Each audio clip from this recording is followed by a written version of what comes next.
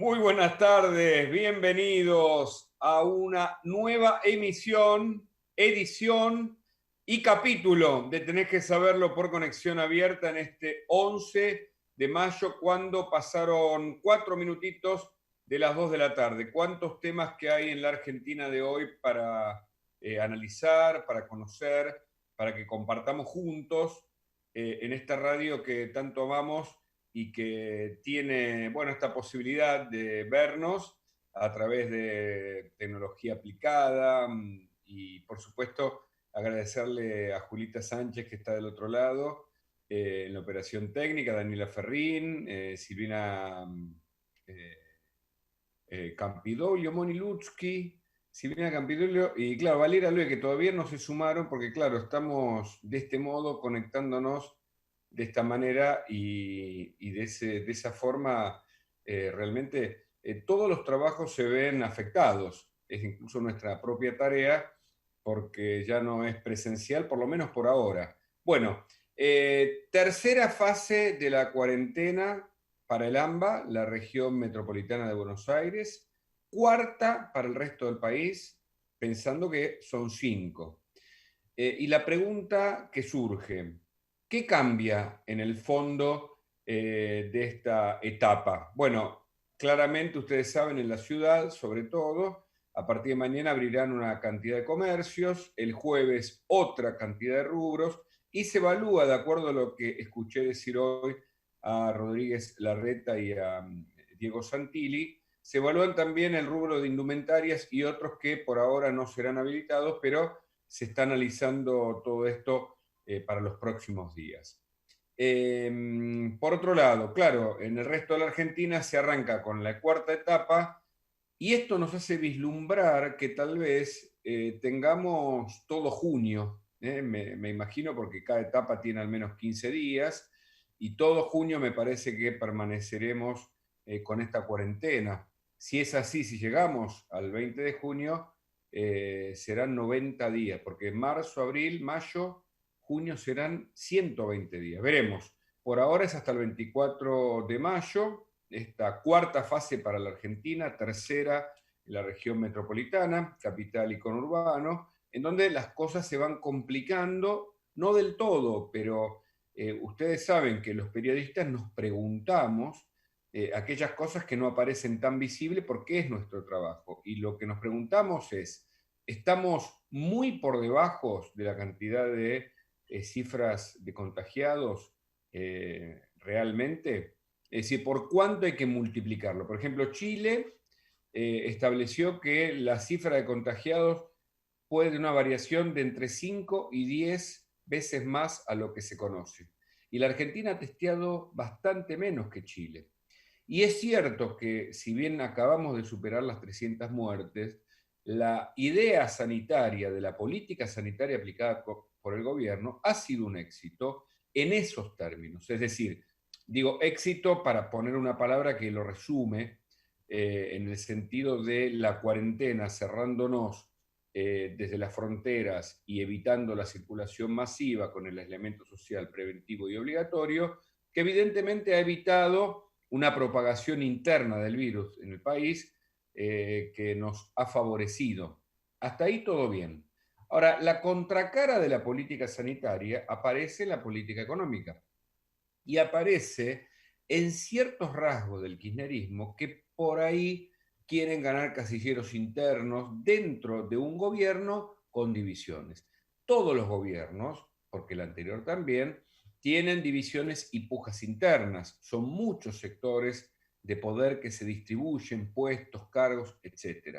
Se lo ve Alberto con Santilli y con Kicillof en una política más moderada y de acuerdo entre gobierno y oposición. Ahora, cada tanto le sale a Alberto decir algo que no sabemos si es de su propia cepa o está mandado. Por ejemplo, cuando en un momento de la conferencia del viernes dice no nos van a torcer el brazo, cuando Axel Kicillof busca enemigos o el propio gobierno dice que Prat gay o se la agarra con Rusia. no parece siempre llegar al mismo lugar en donde hay sectores de esta idea del enemigo, es decir, hacer política en base a un enemigo posible, que deberían ir perdiendo espacio, pero sin embargo eso no ocurre. Aparentemente lo que vemos de las declaraciones son dos caras de una moneda. Por un lado, como le decía, lo que tiene que ver con la política sanitaria, en donde parece haber acuerdos. Y por otro lado, la cara de un poder que quiere controlarlo todo, que no se conozcan demasiado los hechos de gobierno, que sigue buscando un enemigo común en la oposición, en los medios de comunicación, que pelea guerras invisibles, que enfrenta batallas que solamente se arman desde lo discursivo y que no ayudan a la construcción de una Argentina que es la que va a venir cuando salgamos de esta situación, que evidentemente será mucho peor a la anterior. No hay que descubrir nada para decir esto.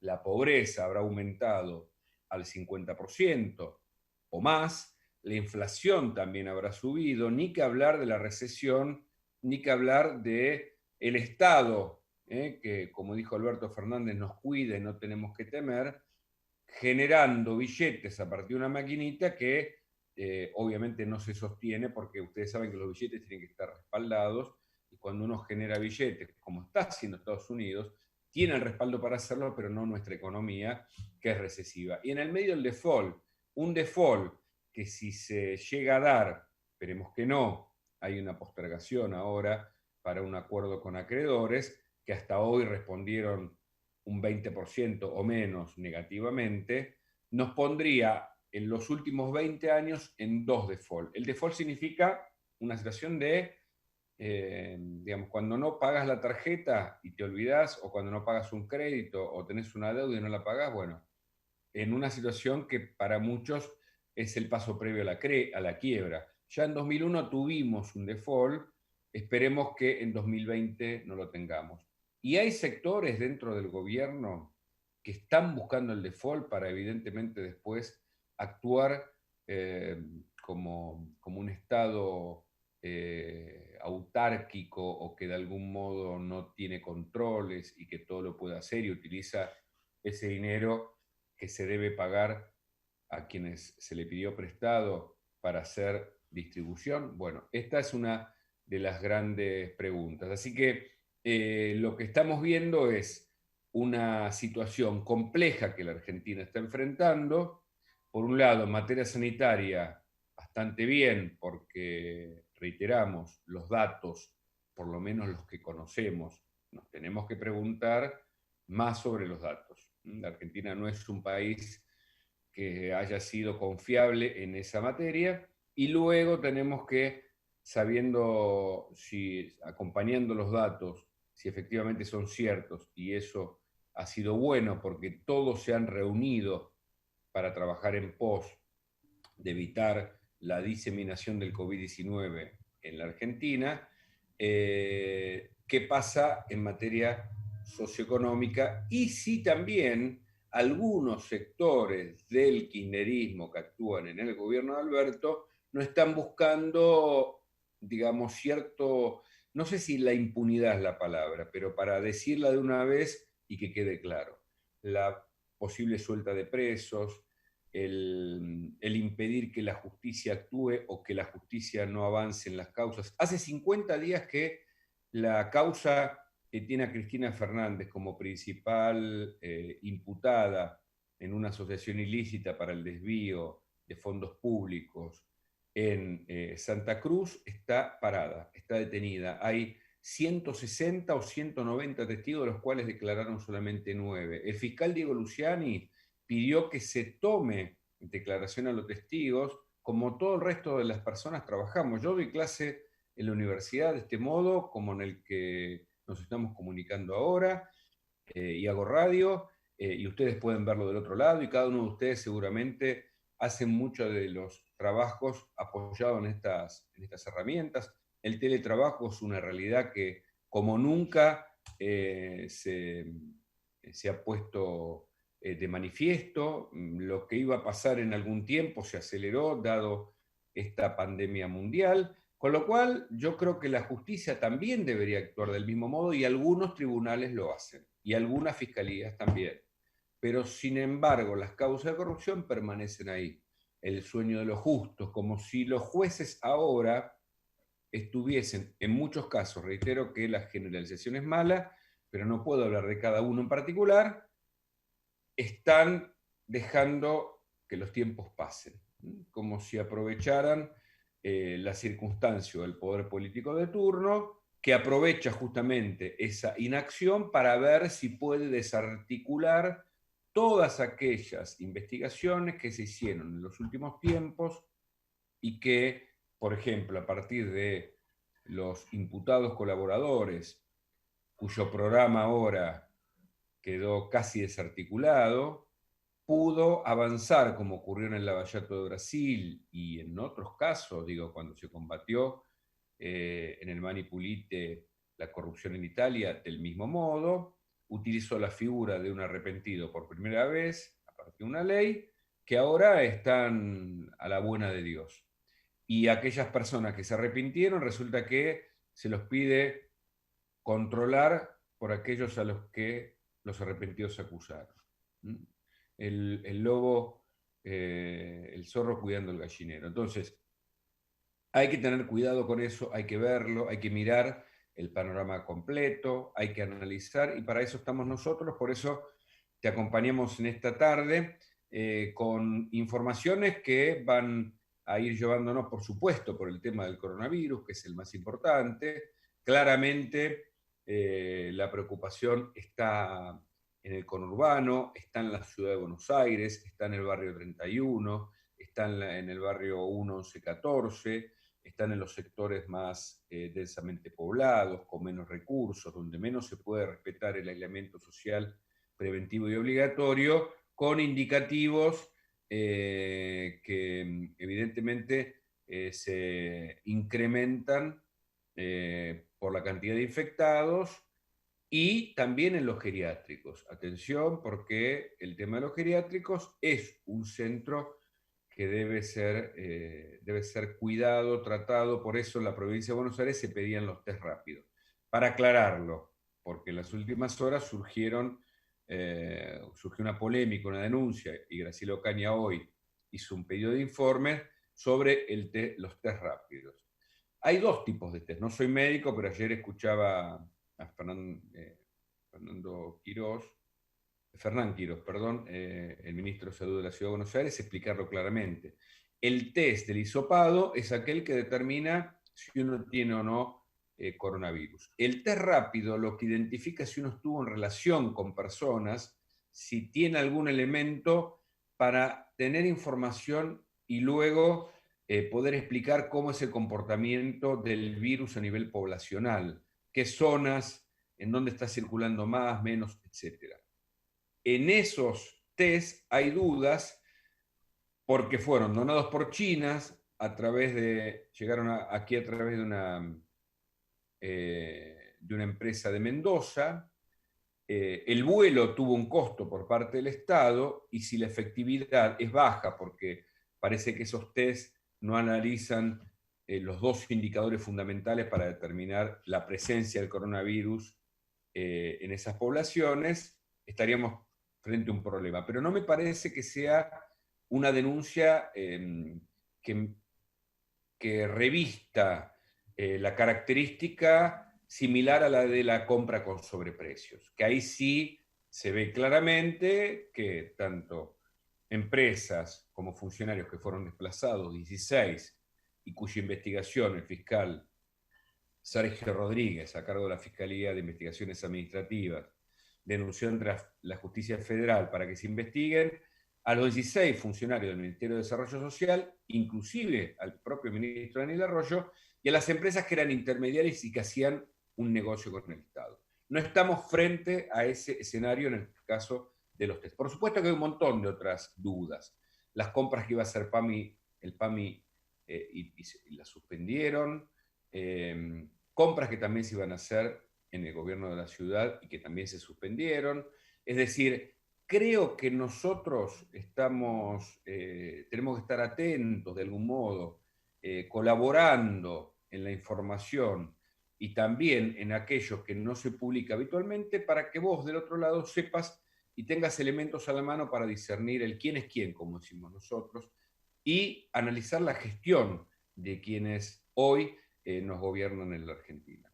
Bueno, importante el fallo de la Corte Suprema bonaerense que determinó la revocación de lo que había señalado la Cámara de Casación, el juez Víctor Violini, el vicepresidente de ese organismo, al hacer lugar a la vez corpus masivo para la liberación de los presos. Ustedes saben que un fiscal, Altuve, hizo una presentación apelando el fallo de la Cámara de Casación, la Corte Suprema le hizo lugar, en ese momento se suspendió ese fallo, y ahora la Corte Suprema lo revocó directamente. ¿Qué es lo que decía el fallo que firmó Violini?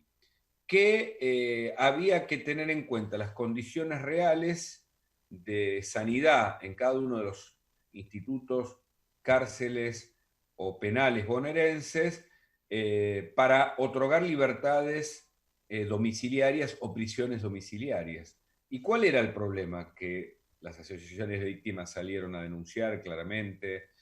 No sé, pienso en Matías Bañato, pienso en Jimena Duriz, la mamá de Ángeles Rawson, pienso en Vivian Perrone, de Madres del Dolor, que salieron bajo ese fallo de la Cámara de Casación, violadores, asesinos, algunos fueron a la casa de sus víctimas o a la vuelta a la casa de sus víctimas, una serie de elementos que evidentemente pusieron a la propia corte bonaerense en un desafío, y la decisión ha sido positiva. Por eso decimos que en la medida en que no hay zonas oscuras y todo está ahí planteado, la sociedad civil reacciona.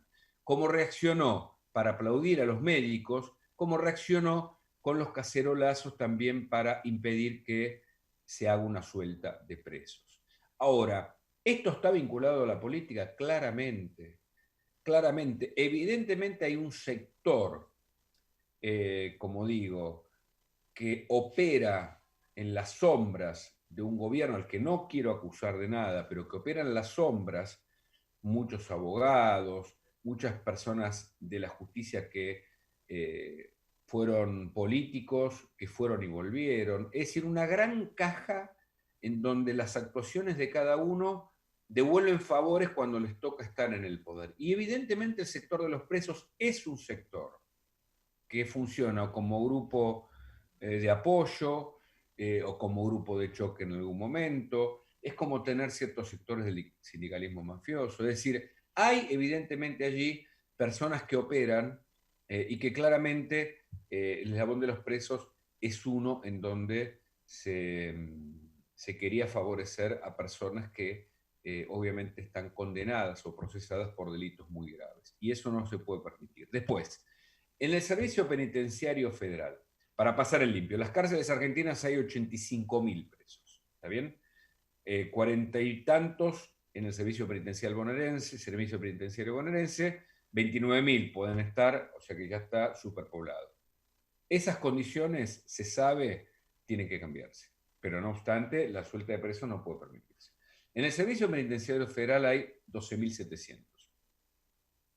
O sea que 40 y pico, 2.700 son 60. O sea que 30.000 más o 20 y pico de mil más en el resto de las cárceles provinciales. Bueno, la cárcel de Devoto es la gran vidriera para las cárceles del Servicio Penitenciario Federal. Ahí, en donde ustedes vieron, hubo un motín en los techos y esto se televisó casi en cadena nacional, se hizo un acuerdo que tampoco se conoció en detalle. Es decir, conocimos una cuestión del acuerdo, que es lo que se publicó. Sí, se ponen de acuerdo para trabajar en conjunto, etcétera, etcétera. Ahora, por detrás del acuerdo hubo negociaciones para evitar sanciones frente al motín, para evitar que en este sistema progresivo, la cárcel tiene lo que se llama un sistema progresivo. Uno ingresa y desde ese momento va progresando hasta quedar en libertad. Salida transitoria y libertad. Que no se afecta a ninguno de los detenidos en ese sistema progresivo, y poder mantener sus comunicaciones. ¿Y qué dijo de algún modo el gobierno? Es decir, funcionarios del Ministerio de Justicia, jueces y representantes también de organizaciones. Bueno, pero ustedes no se suben a los techos. No queremos la visibilización de esto porque se enciende la mecha a nivel nacional y puede haber un caos. Entonces, tenemos un problema con las cárceles. Ahora, hay que tener mucho cuidado porque es un problema complejo y no se puede permitir a la política actuando como fogonero de lo que la justicia debe hacer. Y necesitamos que la justicia actúe como corresponde. Pasaron 24 minutos de las 2 de la tarde. Bueno, Kicillof que está hablando y dice, no vamos a aceptar presiones para abrir la economía.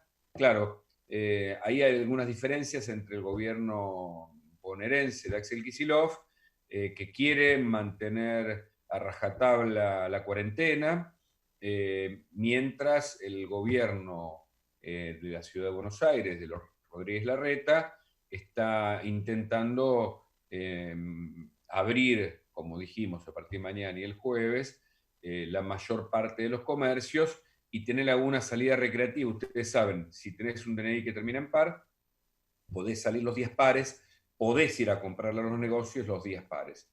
Así que de eso un poco se trata lo que está pasando ahora. Mira, te cuento más datos. Hay 2 cifras, sí, eso era La Nación. En Clarín, bueno, una funcionaria en Mendoza que tuvo que renunciar y tiene una causa penal por armó una fiesta en medio de la cuarentena.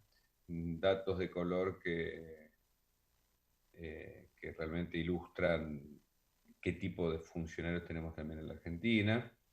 Bueno, el pedido de juicio político a Violini, el hombre que había firmado a favor de la posible suelta de presos, como se dice.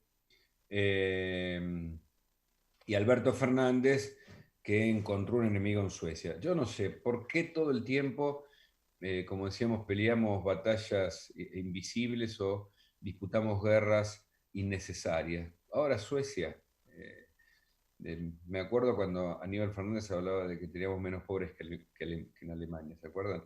Y ahora Suecia dice que Suecia, si hubiéramos hecho lo de Suecia, hubiéramos tenido, no sé, 10.000 muertos. Y Suecia le respondió, pasará tiempo antes de que sepamos qué modelos funcionaron mejor.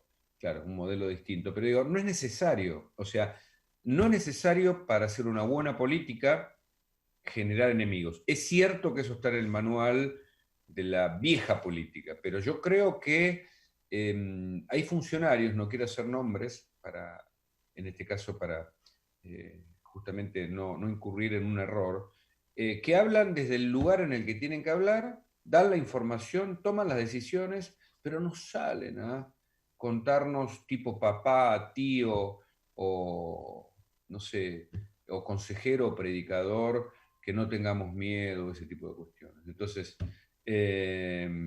ahí es donde me parece que todavía le falta bastante a este gobierno. Ojalá que Alberto, que creció inicialmente mucho en las encuestas por haber tomado buenas decisiones en materia sanitaria, ha bajado en los últimos tiempos porque me parece que Cristina aprovechó esta situación para ganar casilleros dentro del gobierno y de ese modo posicionarse con lo que a ella le importa, que tiene que ver más con las cuestiones judiciales y también de otros ministerios en donde ustedes saben hay más intereses de la cámpora y de personas vinculadas al kirchnerismo. Vamos a tener una nota muy interesante, yo creo que ya en instantes, para hablar del cuidado de los mayores, de los adultos mayores. ¿Cómo es el nuevo cuidado para los adultos mayores? Que no es necesario que vayan a geriátricos, y te lo voy a explicar por qué. Hacemos una pausa. Pasaron 28 de las 14, estamos hasta las 15. Mi nombre es Hugo Machiavelli, tenés que saberlo por Conexión Abierta.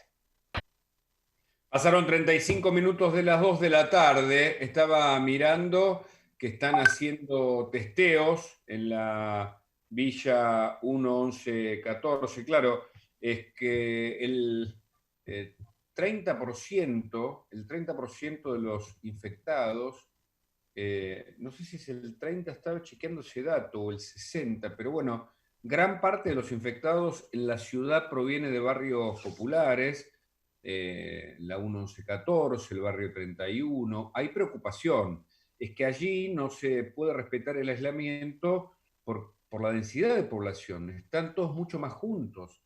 Aun cuando ellos sean conscientes de la necesidad de aislarse, es más difícil muchas veces en las propias casas. Cuando uno recorre, me ha tocado hacerlo contando, digamos, haciendo mi trabajo periodístico, son lugares de hacinamiento en muchos casos. Si bien, por ejemplo, en la 31 se ha urbanizado bastante, allí aparece más la idea justamente del peligro y del contagio.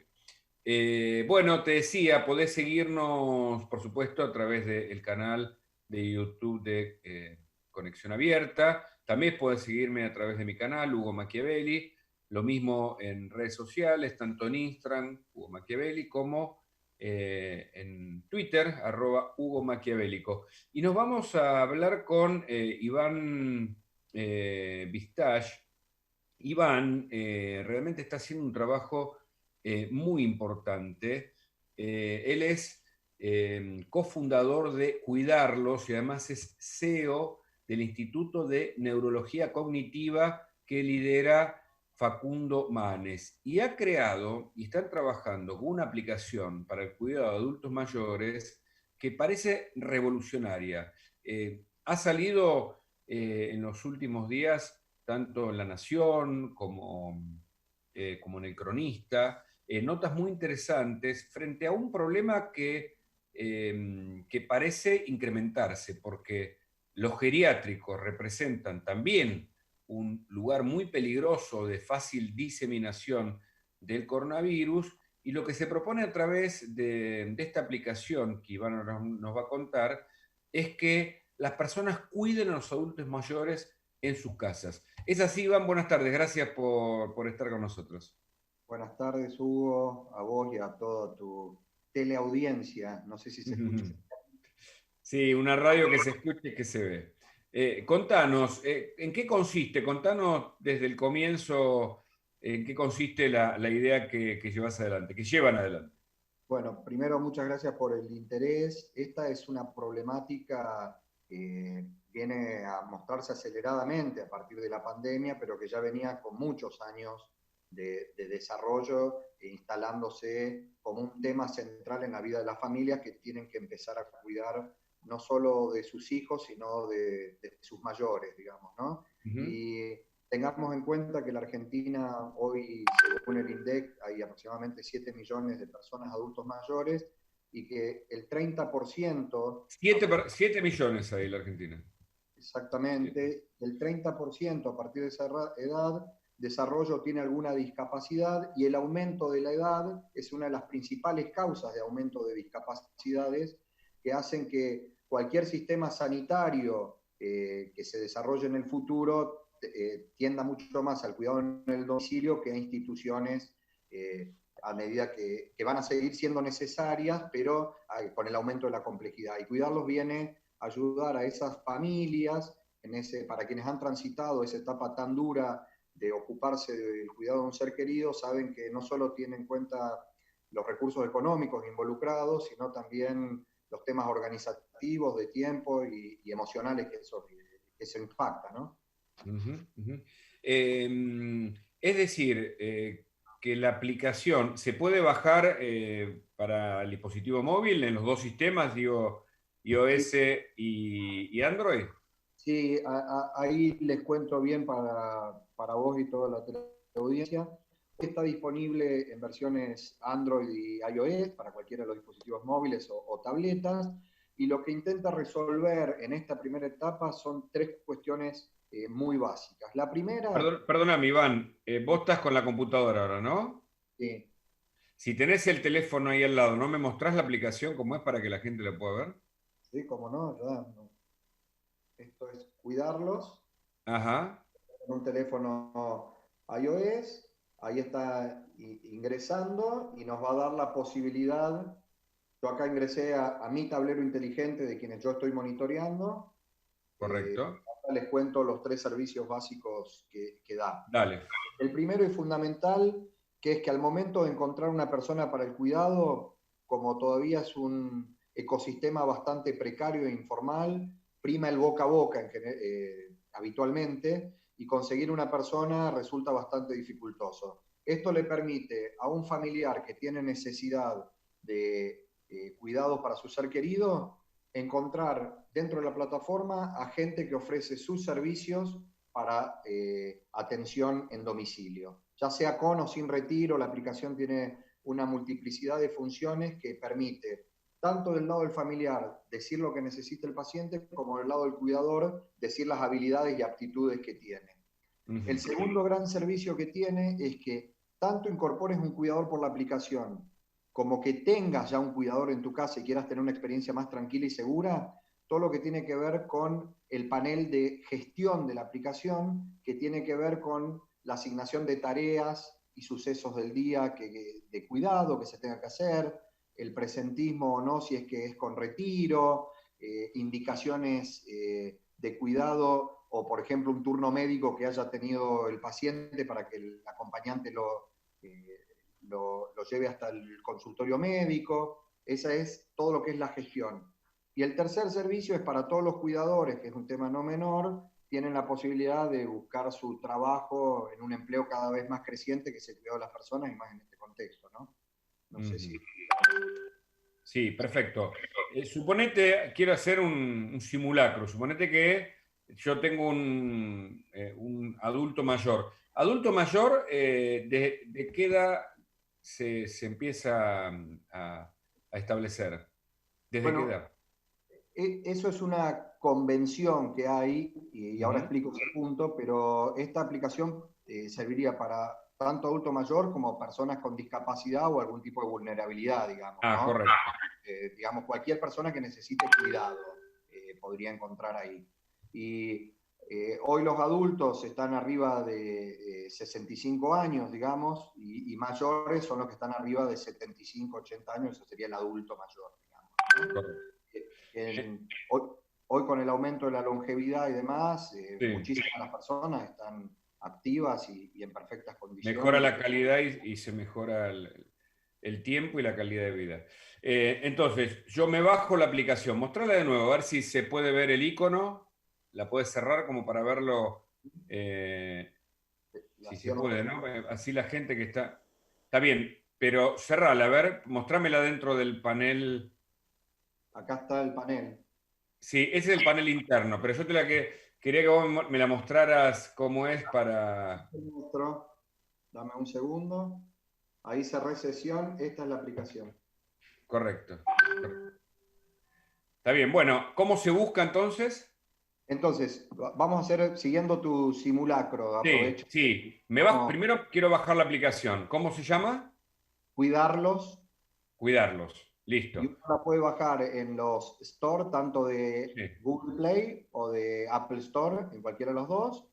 Busca cuidarlos y lo tiene. O si no, ingresando en la página www.cuidarlos.com, ahí además de explicar el funcionamiento de la aplicación y demás, tienen los accesos para bajarse la misma directamente del celular. correcto. Entonces, yo ahí lo que hago es busco, de acuerdo a la necesidad que tengo, la discapacidad de un familiar o la longevidad o los problemas que tengo con el familiar, busco por cercanía, por especialidad, por distintas variables. Exacto. Vos te bajás la aplicación con un registro muy sencillo como familiar, ya ingresás directamente y ahí accedes a todo un listado de los cuidadores que están proponiéndose para dar servicios. Ese listado tiene sus referencias, antecedentes, habilidades, qué están dispuestos a hacer, qué horarios tienen disponibles ofreciendo sus servicios, si están para un reemplazo urgente o no, porque esta es una gran característica de los cuidados que por ahí te falta alguien en el momento y tenés que resolverlo ya y necesitas gente disponible en forma inmediata. Y la aplicación por distintos mecanismos de inteligencia artificial y de geolocalización por cercanía, te permite hacer búsquedas inteligentes ahí. También lo que te permite como familiar es que si las búsquedas no te satisfacen o te está llevando tiempo, vos podés publicar un aviso que solo vas a ver vos a los postulantes que necesitas y solo vas a contactar vos como familiar a ellos. Ellos no te van a contactar a vos como primera opción.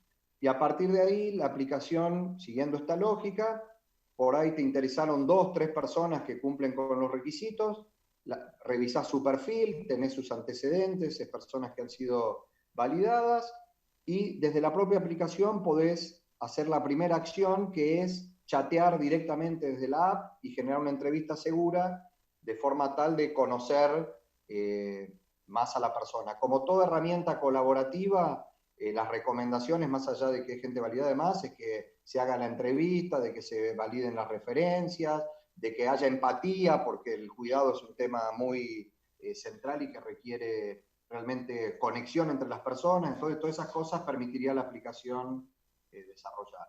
¿Hasta ahí está bien? ¿Encontraste de alguna manera a la persona que estabas buscando, digamos, ¿no? Correcto. Y él te encontró a vos.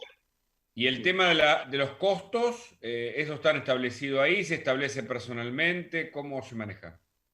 La aplicación es solo la plataforma en que se da el intercambio de las cosas. Los costos y demás es un trato directo entre el familiar y el cuidador, lo arreglan entre ellos, y lo que sí permite la aplicación es dar un pasito más, que lo recomendamos, que es que una vez que me puse de acuerdo con alguien, utilizar el sistema de gestión de la aplicación que permite darle el verdadero uso de cuidado remoto, vos como familiar, hijo, supongamos, en tu casa, sabiendo lo que está pasando con el cuidado de tu papá o mamá en su domicilio, digamos, ¿no?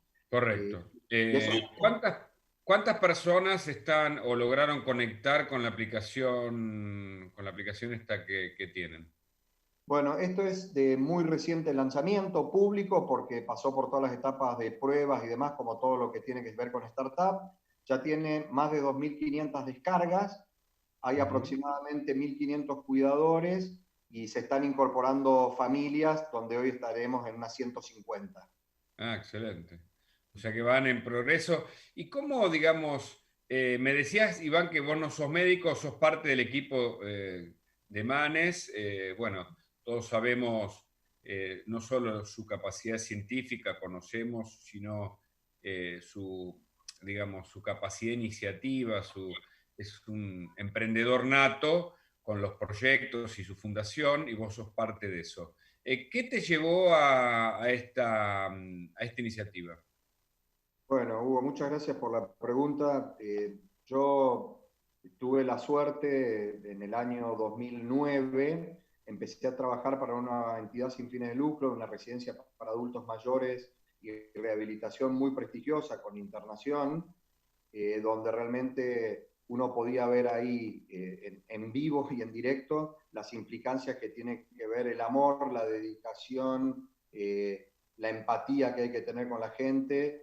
Y uno de los temas que surgía permanentemente era cómo ayudamos a que más población pueda acceder a cuidados parecidos a los que se van de ahí. Y ahí desarrollamos un primer curso para cuidadores informales, que fue un éxito absoluto, que hoy yo ya no estoy dirigiendo esa institución, pero sigo muy conectado, y todos los años se forman ahí más de 100 personas, y a partir de eso tuvimos el sueño de cómo lográbamos llevar una misma calidad de atención, concepto y demás a muchas más familias en el país, y a partir de ahí surgió la idea de cuidarlos. En ese camino fuimos Y el incorporando. nombre, obviamente, de la aplicación sale de ahí, ¿no? Claramente. Claro, y bueno, justo tuve un periodo personal en el transcurso que yo trabajé ahí, murieron mis dos abuelos que yo tenía mayor conexión, había todo un tema ahí que me motivaba y después fui descubriendo que el tema del cuidado y particular del adulto es algo que me apasiona y me interesa, digamos, ¿no? Que es una contribución a la sociedad independientemente del trabajo que uno haga, ¿no? Entonces, Mm. Y fui sumando gente muy valiosa al proyecto. Se incorporó Fernando Yalón, que es especialista, para quien lo googlee, y tiene residencias de primer nivel, también en cuidados crónicos. Julián Kaufman y Fernando Piccolo, que son expertos desarrolladores en todo lo que es mobile, cloud y aplicaciones.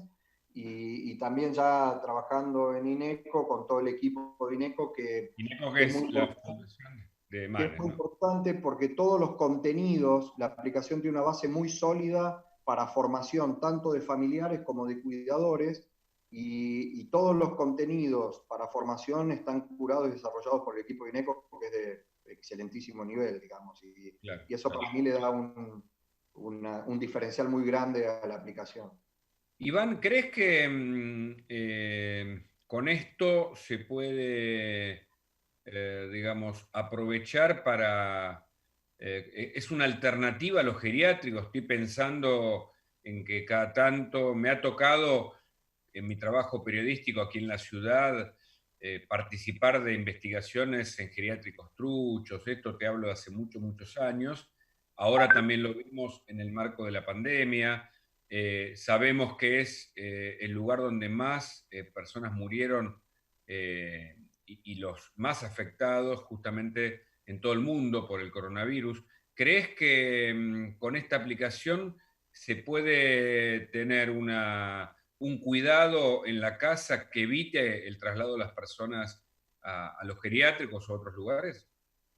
Sí, yo no lo plantearía en esos términos. A ver, la población de riesgo en esta pandemia y en general, digamos, son los niños y los adultos. En este caso le tocó mucho más fuerte a los adultos y más a los adultos mayores, y a aquellos que tienen algún tipo de comorbilidad mucho más, digamos, algunos temas infecciosos o respiratorios.